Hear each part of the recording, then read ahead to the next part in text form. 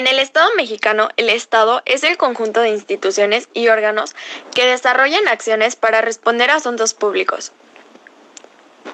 Existen también asuntos privados, los cuales son el conjunto de situaciones, condiciones o decisiones que comparten los habitantes de un territorio en particular. El Estado mexicano se caracteriza por ser laico, democrático y civil. Tres rasgos importantes para la vida democrática del país. La construcción de una salida democrática no es un tema sencillo, pero es deber de cada nación hacer lo posible para encontrar vías de desarrollo que permitan el acceso a una mejor calidad de vida de sus pueblos e impulsen una participación activa de la ciudadanía en búsqueda de cambios luego de la crisis política del 2016. La democracia mexicana parece vulnerable y hacen falta más garantías para ser un gobierno responsable, incluyente y sobre todo honestos. El Estado mexicano es democrático ya que los representantes de la ciudadanía son elegidos mediante votaciones y su actuación está regulada por leyes.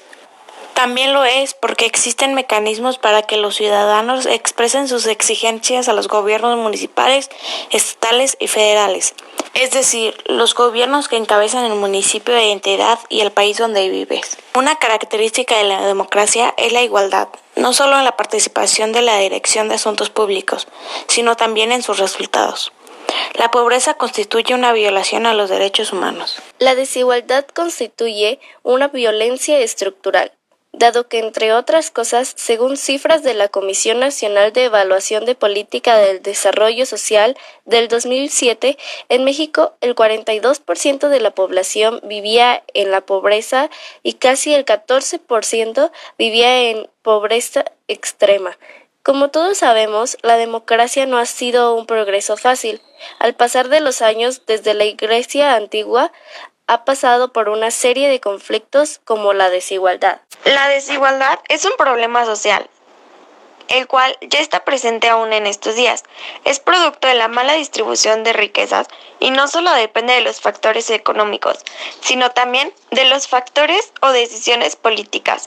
La preocupación por el mantenimiento de los índices macroeconómicos no basta para que las condiciones de vida sean dignas para las personas. Yo creo que un gran diseño del papel regulatorio del Estado podría generar verdaderas condiciones de igualdad, el cual implicaría el reconocimiento y que se garantizaran los derechos sociales de todas las personas.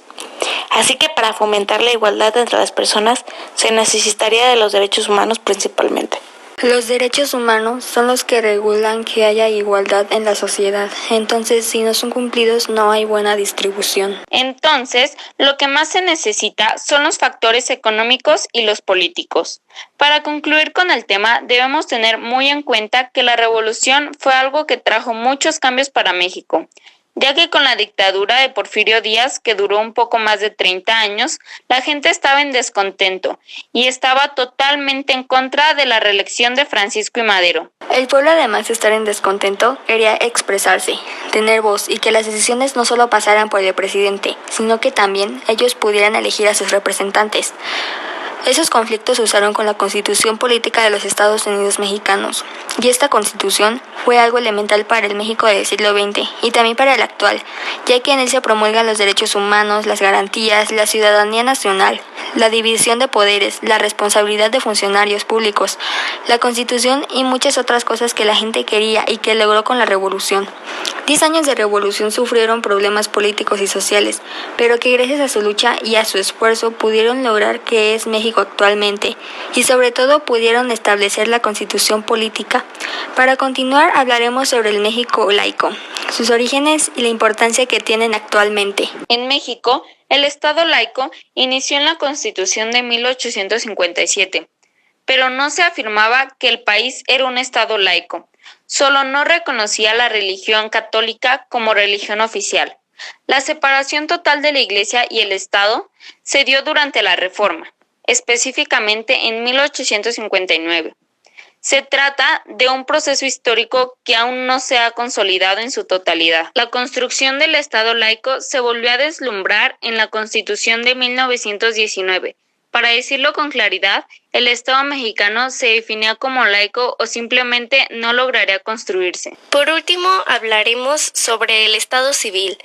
Es una expresión que depende del mantenimiento de la ley y el orden, pero no corresponderá a sus fuerzas armadas y se usa ese término para distinguirlo de las autoridades religiosas. Es más habitual que en este concepto se hable de poder circular o incluso del gobierno en oposición que representa algún tipo de prestigio que le permite ejercer el mando en alguna situación específica.